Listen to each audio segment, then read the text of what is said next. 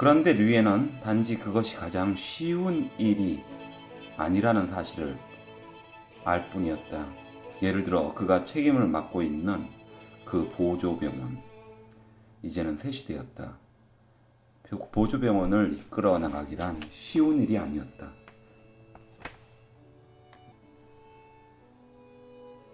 그는 진찰실이 내다보이는 방에 접수실을 마련해 놓도록 했다. 땅을 파서 크레졸 산수에 웅덩이를 만들고 그 가운데는 벽돌로 작은 섬을 만들었다. 환자를 그 섬으로 옮겨서 재빨리 옷을 벗기면 그 옷이 물 속에 떨어지도록 해 놓았다. 환자는 몸이 씻기고 물기가 마른 후 껄껄한 병원용 네일을 걸쳐 입고 리웨에게로 넘겨졌다가 병실 가운데 어느 한 곳으로 옮겨지는 것이었다. 어떤 학교의 실내 체육관까지 사용하지 않을 수 없었는데 모두 500개나 되는 병상은 거의 전부가 환자로 차 있었다. 리웨 자신이 감독하는 오전 동안의 접수가 끝난 후에 환자들은 왁진 주사를 맞기도 하고 종기 수술을 받기도 했는데 그는 다시 통계를 검토하고 나서 오후 진찰을 하기 위해서 다시 자기 병원에 돌아오는 것이었다. 마지막으로 저녁에는 왕진을 하고 밤이 늦어서야 비로소 집으로 왔다.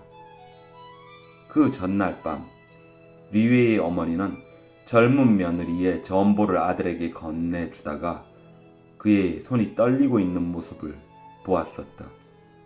그렇군요. 그는 말했다. 그러나 참으면 좀 신경이 안정되겠지요.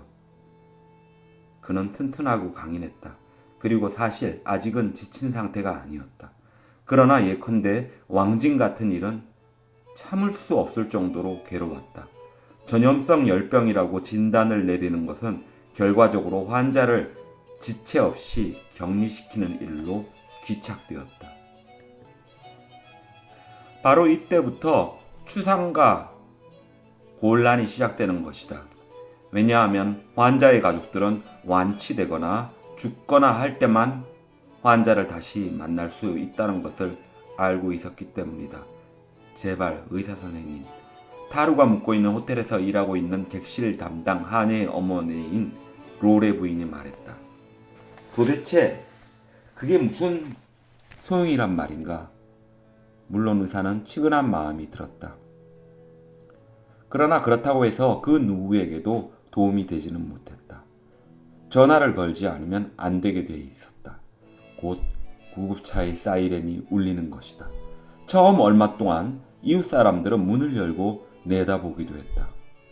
그러더니 얼마 지나지 않아서 그들은 서둘러 문을 닫는 것이었다. 그래서 결국 싸움과 눈물과 설득, 요컨대 추상이 시작되는 것이다. 열과 불안으로 과열된 아파트 속에서 미치광이 같은 장면들이 전개되는 것이다. 그러나 환자는 옮겨지고 만다. 그리고 리웨도 그 자리를 벗어날 수 있게 되는 것이었다. 처음에는 구급차가 도착할 때까지 기다리지 않고 전화나 건 후에 다른 환자에게로 달려가는 정도로 그쳤다. 그러나 이제는 가족들이 그 결과가 어떤 것인지 너무나도 잘 아는 별거보다는 차라리 패스트와 마주 대하는 편이 낫다고 생각하여 아예 문을 열어주지 않는 것이었다. 아우성과 명령, 경찰의 개입, 그리고 나중에는 군까지 투입되어 환자는 무력으로 탈취되는 셈이었다. 처음 몇 주일 동안 리웨는 구급차가 도착할 때까지 기다리는 수밖에 없었다.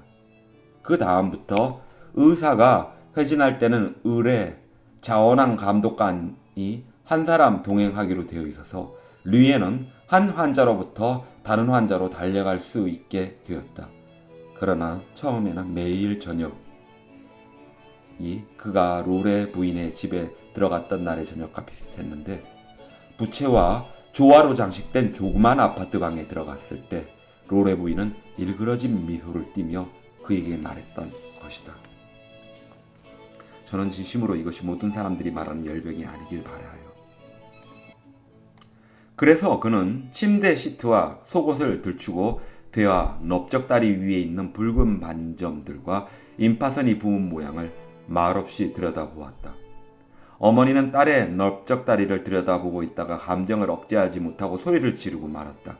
매일 저녁 어머니들은 죽음의 기력이 역력한 복부 앞에서 멍한 모습으로 그렇게 소리쳤고, 매일 저녁 사람들의 팔이 리비의 팔을 붙들고 쓸데없는 말, 약속 그리고 눈물을 쏟아놓았으며, 또 매일 저녁 구급차와 사이렌 소리는 모든 고통만큼이나 헛된 발작을 터뜨렸다. 그리고 늘 같은 날들이 그토록 오래 계속되자 리에는 무한정하게 되풀이되는 비슷한 장면의 기나긴 연속 외에는 다른 무엇을 기대할 수가 없게 되었다. 그렇다. 패스트는 마치 추상처럼 단조로웠다. 아마도 단 하나 달라진 것이 있다면 그것은 바로 리에 자신이었다. 그는 그날 저녁 공화국의 여신상 아래로 랑베르가 사라진 호텔의 문을 바라보며 단지 그의 내부를 채우기 시작하는 벅찬 무관심을 의식하면서 그것을 느끼고 있었다. 온통 기진맥진하게 만든 몇 주일이 지난 어느 날, 시민들이 거리로 쏟아져 나와 방황하는 그 황혼이 끝날 무렵 리에는 문득 이제는 더 이상 동정심과 승강이를 벌일 필요가 없다는 사실을 이해하게 되었다. 동정이 소용없을 때는 동정한다는 일조차 피곤해지는 법이다.